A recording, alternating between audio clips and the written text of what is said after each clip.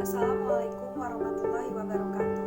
Perkenalkan, nama saya Aryana Herawati, mahasiswa jurusan Sistem Informasi tahun 2018. Di sini, saya akan menyampaikan kesimpulan dari 3 materi, yaitu materi penyebab atau masalah dan kebijakan pengembangan sistem informasi. Yang kedua, materi merencanakan dan membuat aktivitas kerja pada proyek sistem informasi. Dan yang ketiga, materi membuat estimasi atau perkiraan anggaran proyek sistem informasi. Yang pertama yaitu materi penyebab dan kebijakan pengembangan sistem informasi. Kebijakan sistem merupakan kebijakan untuk mengembangkan sistem informasi yang dilakukan oleh manajemen puncak karena manajemen menginginkan untuk meraih kesempatan-kesempatan yang ada yang tidak dapat diraih oleh sistem yang lama atau sistem mempunyai kelemahan atau masalah. Suatu sistem informasi dapat dikembangkan karena adanya kebijakan dan perencanaan terlebih dahulu. Tanpa adanya perencanaan sistem yang baik, pengembangan sistem tidak akan dapat berjalan sesuai dengan yang diharapkan. Tanpa adanya kebijakan pengembangan sistem oleh manajemen puncak, maka pengembangan sistem tidak akan mendapat dukungan dari manajemen puncak.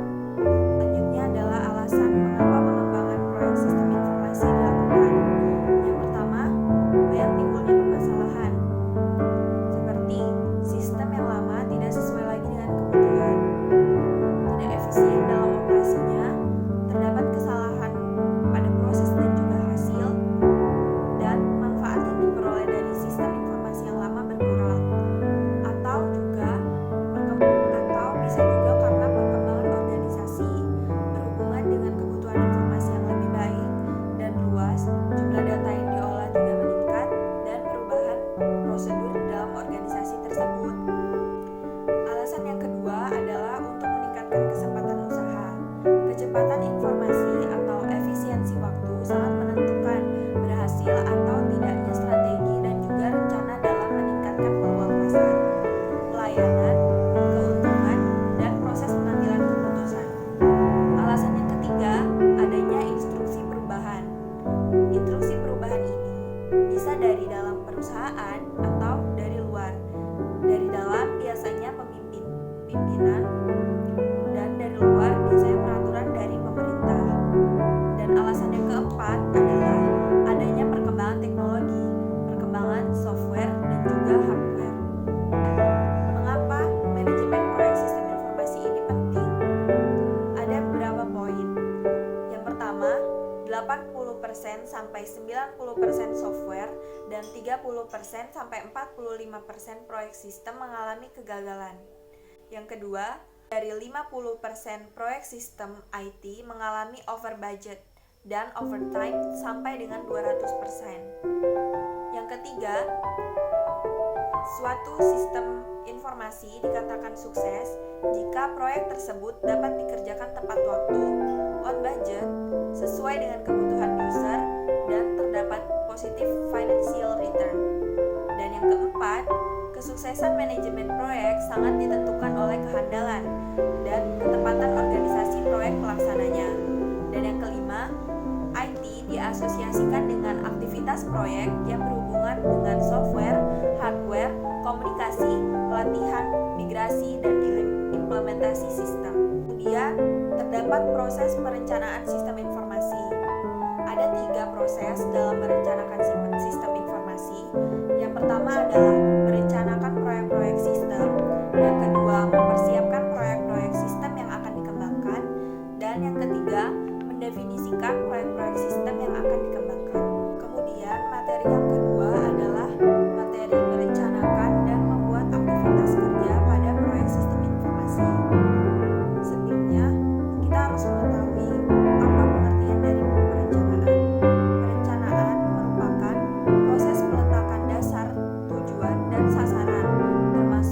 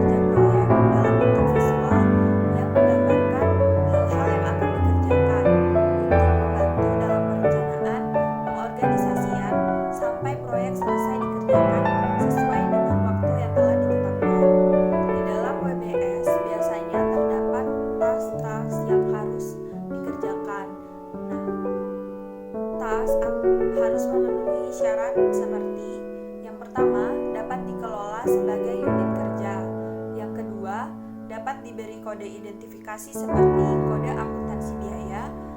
Yang ketiga, dapat direncanakan jadwal pelaksanaan dan anggarannya. Yang keempat, mudah diukur kemajuan pelaksanaan serta pemakaian biaya. Dan yang kelima, dapat dikaji kualitas kerja dan hasil akhirnya. Lalu yang selanjutnya adalah mengapa WBS penting dalam perencanaan proyek. Yang pertama, WBS digunakan untuk mendefinisikan pekerjaan untuk menyelesaikan sebuah proyek. Yang kedua, WBS digunakan untuk menemukan sesuatu yang sifatnya urgensi. Dan yang ketiga, menanggulangi penyimpangan. Lalu yang keempat, sebagai alat kontrol. Adapun mekanisme perencanaan aktivitas proyek adalah perencanaan aktivitas pengerjaan proyek sistem informasi dapat di-breakdown dari metode pengembangan sistem yang digunakan. Lalu, penentuan metode pengembangan sistem informasi harus disesuaikan dengan karakteristik dan kondisi lingkungan organisasi di mana sistem tersebut akan diimplementasikan. Pengembangan sistem informasi terdapat berbagai macam metode. Contohnya, metode SDLC, metode RAD, prototyping, spiral, fast, dan lain-lain. Yang selanjutnya adalah materi estimasi anggaran proyek sistem informasi. Yang pertama adalah pengertian dasar biaya. Biaya merupakan sumber daya yang dikeluarkan untuk mencapai sasaran tertentu. Sumber daya ini bisa termasuk orang, peralatan, dan material.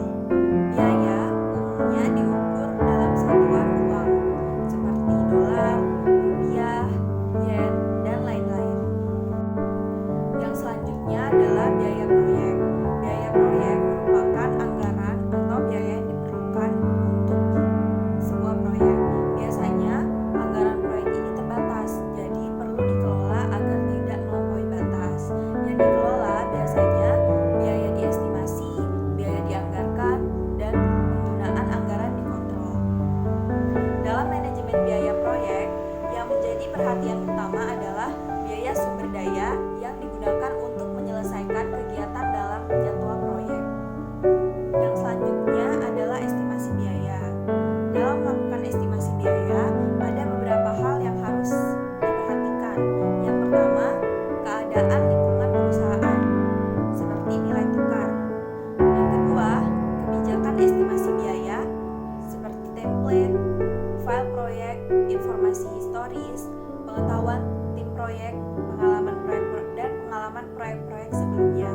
Yang ketiga, pernyataan cakupan proyek, serta WBS dan penjelasan kamusnya. Dan yang keempat, rencana manajemen proyek seperti jadwal, SDM, dan juga resiko dari proyek tersebut. Kemudian, terdapat juga anggaran proyek. Sebuah proyek membutuhkan anggaran untuk menentukan berapa uang yang dibutuhkan yang akan dialokasikan sampai selesainya proyek tersebut sesuai dengan rencana. Dalam menyusun anggaran biaya, perlu memperhatikan yang pertama, pernyataan cakupan proyek, WBS, dan penjelasannya. Yang kedua, estimasi biaya kegiatan dan rincian pendukungnya. Yang ketiga, perlu memperhatikan jadwal proyek dan kalender sumber daya.